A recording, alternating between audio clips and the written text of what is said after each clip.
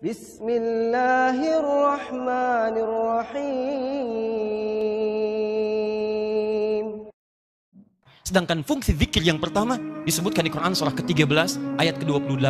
Ala bi dzikrillahi tatmainnul qulub. Masih ingat qulub jama dari kata apa? Qalbu.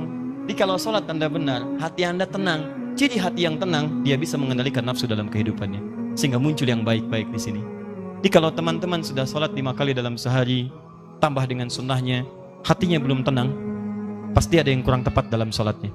Karena jangankan sholat, tempat sholat saja disebut oleh Quran tempat yang menenangkan. Quran surah 2 ayat 125. Wa idh ja'alna al-baita mathabatan lin-nasi wa amna. Dan ingatlah ketika kami tetapkan al-bait Ka'bah itu di sekitaran Masjid Al-Haram. Begitu Anda ke situ kata Allah, Anda punya masalah apapun, segelisah apapun di depan Ka'bah, tenang jiwa Anda. Dan hebatnya lingkarannya disebut dengan masjid. Masjid pun punya aura yang mirip-mirip sama. Gak percaya silahkan. Anda dari rumah datang ke masjid, begitu dibuka pintu masjid, melangkah, ada ketenangan tersendiri. Ada lain teman-teman. Makanya saya beri saran sedikit ya. Ikuti pola sahabat dulu. Itu mereka apapun pekerjaannya, ada pengusaha, ada pedagang macam-macam. Itu kalau selesai bekerja, itu nggak langsung ke rumah Pak, teman-teman. Mereka mampir ke masjid. Begitu keluar dari masjid, yang dibawa itu aura masjid. Dia nyampe rumah itu bukan aura pekerjaan. Kadang-kadang kalau Anda dari pekerjaan ke rumah, itu yang dibawa tuh bayangan pekerjaan, menumpuk macam-macam, sehingga kadang-kadang banyak kegelisahan. Coba mampir, begitu keluar, sudah ada ketenangan dalam jiwa. Enak, tenang. Saking tenangnya masuk, sholat 2 rakaat, lebih tenang lagi. Duduk, atasnya AC, tidur aja gitu kan. Paham ya? Satu. Jadi, cari semua bentuk hubungan dengan Allah, itu akan menguatkan jiwa Anda. Di antara kalimat zikir nanti turunkan, ada sholat, ada baca Quran.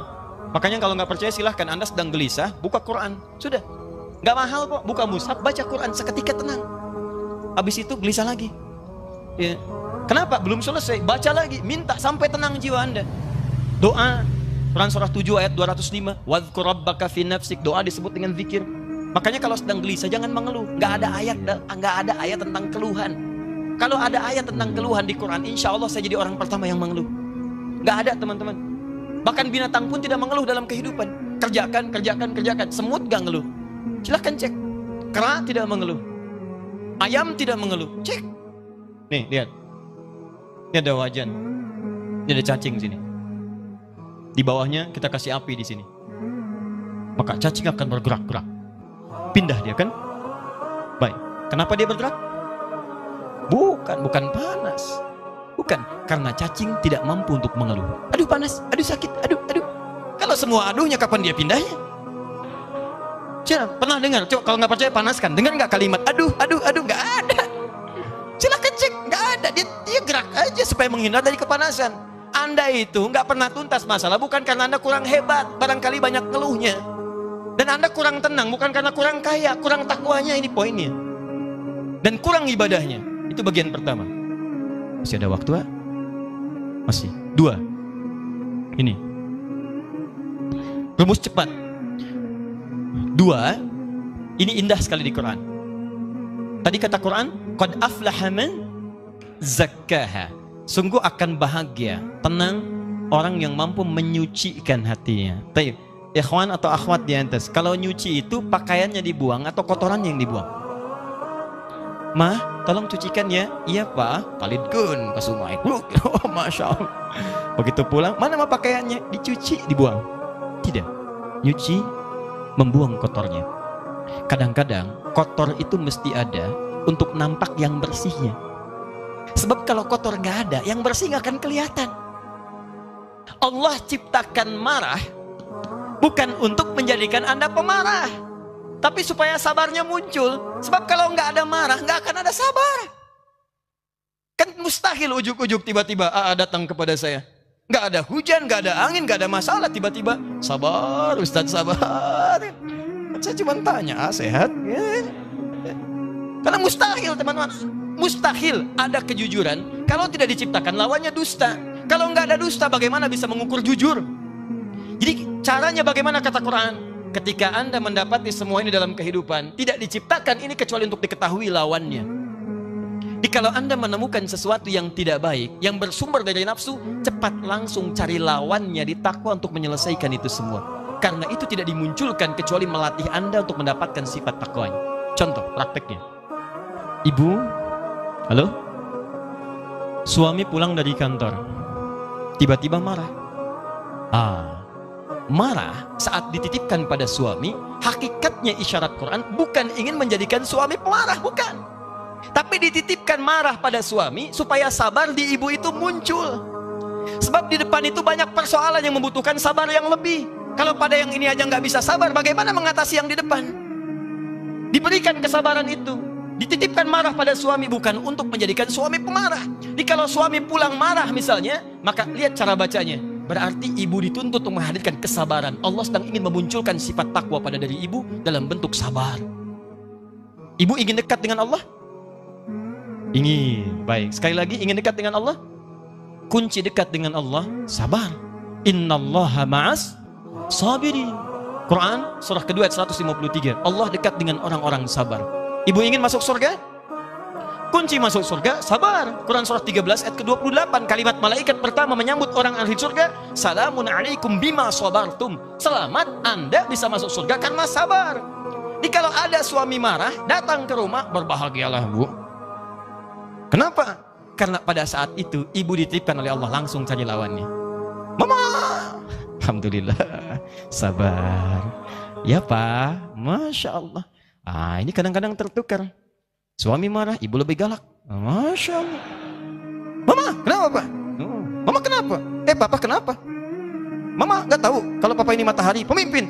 Papa gak tahu kalau Mama bulan. Dengan kekuatan bulan aku menghukummu. Ada repot. Gak nyambung. Gak beres-beres kalau begitu.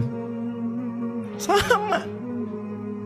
Jadi sebenarnya nggak susah. Kalau Anda menemukan yang kotor dari nafsu, cepat cari lawannya yang baik. Suami pulang nih, istri cemberut. Apa lawan cemberut? Senyum. Di begitu Anda pulang ke rumah, lihat istri cemberut. Ini Anda tinggal senyum. Assalamualaikum. Dik. Kayaknya kenal. Udah gitu. Ya, cuman memang teorinya mudah, prakteknya tidak sederhana itu. Betul. Ustadz juga sama. Makanya jarang ada ustadz ceramah bawa istrinya, jarang itu. Jarang sekali. Ini live ya. Kita selesaikan di rumah. Jadi dua saja itu. Pertama, bangun hubungan dengan Allah, zikir. Makanya Anda kalau temukan kalimat-kalimat ibadah itu semuanya takwa ujungnya. Nanti sebentar lagi puasa. Apa tujuan puasa? Takwa. Quran surah 2 ayat 183, paling kiri sebelah atas. Ya ayyuhalladzina amanu kutiba alaikumus kama kutiba alal ladzina min qablikum la'allakum takwa. Anda mau haji, takwa bekalnya. Quran surah 2 ayat 197, paling kanan sebelah atas. Al-hajju asyhurum ma'lumat faman farada fihinna al-hajja fala rafatha wala fusuqa wala jidala fil hajj wa ma taf'alu min khairi ya'lamhu Allah wa tazawwadu fa inna khairaz zadi taqwa. Mau haji, takwa muaranya. Mau puasa, takwa. Salat, takwa. Infak, sedekah, takwa. Semua takwa. Ternyata tujuan ibadah itu ketika Allah bebankan pada kita bukan untuk menjadi beban dalam kehidupan, tapi ingin membuat Anda bahagia karena takwanya muncul. Makanya selesai sholat, selesai infak, selesai baca Quran ditutup ayatnya. Quran surah 2 ayat kelima. Lihat, ulaika ala hudam min rabbihim wa ulaika humul muflihun. Qad aflaha man zakkaha wa ulaika humul muflihun. Bahagialah mereka semua. Di ketika Allah minta kita sholat, Allah minta kita bahagia. Aneh kalau ada orang diminta bahagia nggak mau bahagia, itu orang aneh. Makanya ketika Anda dipanggil sholat, hayya 'alas shalah, Anda tanya, kenapa kami sholat ya Allah? Dijawab, hayya 'alal falah. Ayo saya kasih bahagia. Yang belum bahagia datang ke sini. Anda orang kaya, Anda orang hebat, belum bahagia. Cek, bukan karena Anda kurang hebat dan kaya, Anda kurang takwa. Karena ketika Anda takwa, masalah Anda selesai. Quran surah 65 ayat 2 dan 3. Wa may yattaqillaha yaj'al lahu makhraja wa yarzuqhu min haitsu la. Selesai. Quran surah 2 ayat 189. Wattaqullaha la'allakum tuflihun. Anda takwa, ini nafsu turun. Begitu turun, maksiat hilang. Begitu hilang, dosa diampuni. Turun Quran surah ke-8 ayat ke-29. Jelas kalimatnya.